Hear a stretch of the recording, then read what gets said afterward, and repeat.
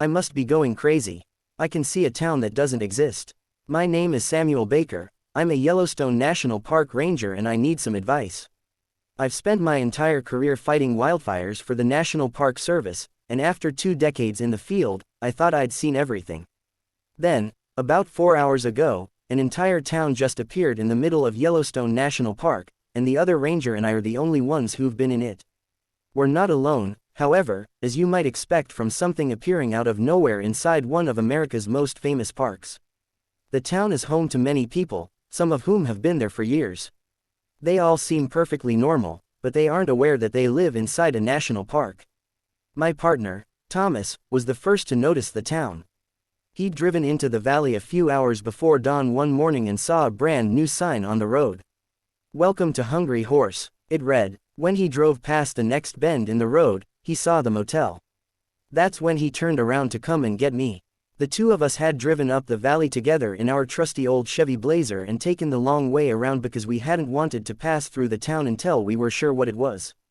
We parked at the base of the mountain and hiked up. We walked across the railroad tracks and past a small gas station with a lone oil drum full of diesel fuel and another filled with water. The street was lined with old cars, some of which looked like they'd been there for a while, others which had probably just arrived that morning. Hungry Horse wasn't a ghost town, or even abandoned, it was thriving. Thomas and I entered the town cautiously because despite appearances, this place could be dangerous. While we didn't run into any trouble, we did notice that everyone seemed indifferent to the fact they just appeared out of nowhere. Most of them ignored us completely, although a few gave us strange looks. "Some of these people look familiar," I said, looking over at Thomas. He nodded. "I know what you mean, Sam. I recognized a couple of people in the diner too. It's weird, it's weird." Those words echoed in my head as I watched a man carrying a bucket walk down the sidewalk. "It's weird," I repeated silently to myself. My eyes followed his movements. The man carried himself with confidence and purpose, but he never looked up at where he was walking. Instead, he stared straight ahead and continued forward without looking back once. He disappeared around the corner of a building, and I noticed another person staring directly at me. He was tall and thin, wearing a black hiking jacket. His face was pale and he was bald. He was standing in the doorway of a small coffee shop. He reminded me of the missing hiker we had searched for last week. That's when I realized why I recognized some people here. They are all people who have vanished from national parks. That's how we found out that almost every single person in Hungry Horse had been reported missing from national parks. We spoke to everyone we could find. Some refused to talk, others were friendly enough, but none of them knew anything about why they were there.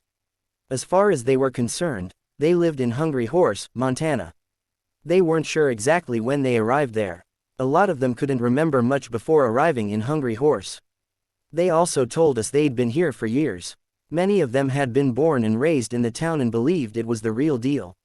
They all knew the townsfolk by name and went to school with them. One woman, an older lady named Irene, told us that she had no idea that she'd been reported missing. She worked at the local hardware store and had been living in Hungry Horse for more than 45 years. "What about your husband?" I asked. "Do you have children, grandchildren?" She shook her head. "No, I've never married." "How do you feel about being here? Do you miss anywhere else? Your family, maybe?" Again, she shook her head. "Not really. This is my home." As far as she knew, this was the only home she'd ever known. I tried to ask if she missed her family, but she just smiled and told me that her family was right here in Hungry Horse, Montana. We thanked her and left the hardware store. Hopping back into our park ranger truck, we drove deeper into the town. "I really don't like this, Sammy," Thomas said. "I've had a feeling of being watched ever since we entered town." I looked over at him. He was staring at a man standing by a large semi-trailer outside the diner. The man was holding a jug of milk. I couldn't help but think of the hiker we'd found dead last week. "Sam, are you listening to me?" I snapped back to reality and looked at my partner. Thomas had started quivering in fear. "Sorry, what did you say?" I said. "I think we should leave. I would rather not be here anymore." I looked around the town. There were so many people here. So many people who shouldn't be here. All of them were perfectly normal. Some of them even knew each other. How could there be so many people in a town that didn't exist? "I agree. Let's go," I said. We drove away from the town and back to the ranger cabin. Thomas was still shaking. "I'm going to call this in. He said, "This whole thing is bullshit, but we better document it anyway." I mean, how could an entire town, full of missing people, just appear in the middle of Yellowstone? I nodded. Okay, I'll be in the cabin. I think I need some time to process all this stuff. I sat down on the couch and closed my eyes. It all felt unreal. I kept thinking about the hiker we'd found out in the woods last week. He'd died while out on a hike in the wilderness. He'd been alone and confused. But I just saw him alive and well, in a town that doesn't exist. I opened my eyes and looked around. I took in a deep breath and let it out. It smelled like wood smoke and pine. I stood up and started pacing the room. What am I supposed to make of all this? I asked myself. Is this some kind of sick joke? Did the government put a town in Yellowstone for some reason? What if it's not a town, maybe it's a cover-up for something worse? I thought before zoning out. There was a knock on the door. It startled me out of my daydream. "Come in," I yelled. 2 men came inside, both dressed in black suits. "Are you the one in charge here?" one of them asked. I looked at him and nodded. The man was wearing a badge on his chest and a gun on his hip. He looked like an FBI agent. I'm about to go and talk to them, and I don't know if they'll believe me. What do I do? First off, allow me to clarify some things from my first post. I was a wildland firefighter until a year ago, when I decided I needed a change of pace. They weren't FBI agents. They said they were from a private company that deals with the otherworldly. I sat in front of the 2 men, waiting for them to start asking questions. "So, do you know why I've been assigned to this case?" The taller of the 2 said, "You're the only one in the park who knows anything about this." I nodded. "Thomas also knows, but I think you guys already know that. It's pretty weird. The town you described doesn't exist. Not according to the GPS and satellite data." "Yes it does," I answered, surprised. "It's a lie," the second man said. He had short blonde hair and wore glasses. "We checked every single point on the map, every house, every business. There is nothing there." "Bullshit. You can't tell me you've been everywhere in the park and haven't noticed it," I said angrily. "When I first came to the park, I saw the sign for Hungry Horse. I thought it was a joke at first, but then I saw the motel, the gas station, the diner, the hardware store, and I saw the people inside them." The man with the glasses nodded slowly. "But we've checked every inch of the surrounding area. We've looked at aerial photos, satellite images. We've even flown over the valley with a helicopter." "Well, maybe you should have a look again. There might be you missed something," I said defiantly. "We did. There's nothing there. It's not possible." "Do I have to show you where it is myself?" I asked. Both men exchanged glances. Then the shorter one nodded. "Very well. If you're so sure you've seen something unusual, we'll take you there." "Thank you," I said. I got out of my chair and followed the 2 men out of the cabin. They were in their early 50s, both with short hair and blue eyes. They were talking quietly to each other as I followed them out of the cabin to their unmarked car. "Now," the man with the glasses said, "if you could just lead us to your town." "Sure," I replied. We drove deeper into the park. Our vehicle was equipped with a topographical GPS, which made it easy to navigate through the rugged terrain. After an hour of driving, we came to a hill overlooking a wide valley. We passed the sign for Hungry Horse. "Did you see the sign?" I yelled. The men just looked at each other. "I'm sorry, what?" the shorter one asked. "There's a sign here. It says Hungry Horse, right?" The man shook his head. "I don't see anything." He pulled off the road and stopped right before the sign. He turned off the engine and looked at me.